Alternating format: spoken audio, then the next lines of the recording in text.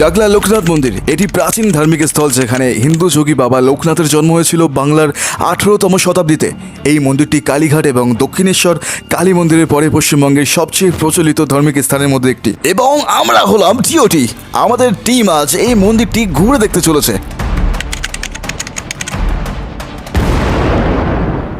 এখানে প্রতিদিন প্রায় 1000-এর বেশি মানুষের আনাগোনা লেগেই থাকে।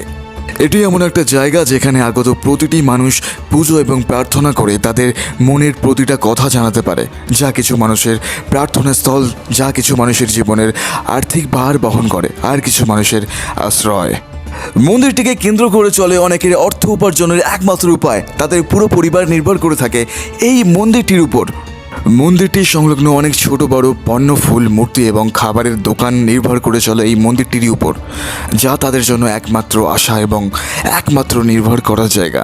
মন্দিরটিকে পবিত্র রাখার জন্য ওখানে জুতো পরে প্রবেশ করা নিষেধ, যার জন্য এখানে জুতো জমা রাখার ব্যবস্থাও আছে। এখানে প্রায় সব কিছুর জন্যই ন্যূনতম ব্যবস্থা করা হয়েছে।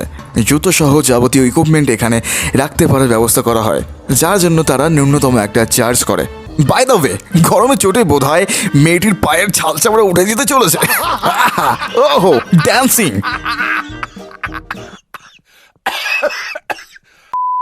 মন্দিরটি শুরু হচ্ছে এইখান থেকেই। যতদূর দেখা যায় এখানে আগত মানুষজন তাদের প্রিয় জায়গাগুলির মধ্যে একটিতে এসে খুবই আনন্দিত এবং বাবা লোকনাথকে নিয়ে গর্ব এবং ভালোবাসা সকলের হৃদয় আগে থেকেই।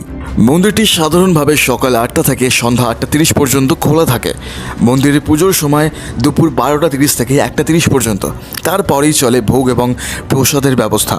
একটি নতুন দৃশ্য দেখে অবাক হলাম। আয় ক্যামেরাম্যান, নতুন দৃশ্য ওটা নয়, ফোকাস চেঞ্জ কর হতচ্ছাড়া।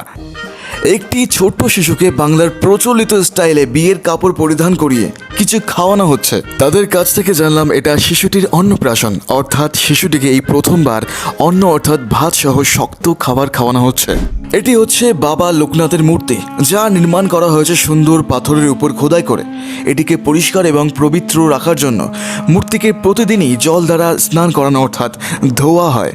তাদের কথা অনুযায়ী মূর্তিকে স্নান করানোর জল মাথায় ছোঁয়ালে পুণ্য হয়। মন্দিরের দেওয়ালে বাংলা অক্ষরের নাম এবং সাথে এক বিশেষ চিহ্ন, যা হুবহু একই রকমভাবে সারিবদ্ধভাবে দেওয়ালে প্রতিটি অংশে লেখা হয়েছে। এই বিষয়ে যদি আপনারা কেউ জেনে থাকেন তো অবশ্যই কমেন্টে বলে দিন। এখানে আগত মানুষের জন্য ভোগের ব্যবস্থা এখানেই করা হয় এবং এটি শুধু তাদের জন্যই নয়, আশ্রয়হীন মানুষ যারা এখানে আশ্রয় নিয়েছে এটি তাদের জন্যও। এখানে কোনো ভেদাভেদ নেই, যা মানুষত্বের একটি অংশকে জাগ্রত করে।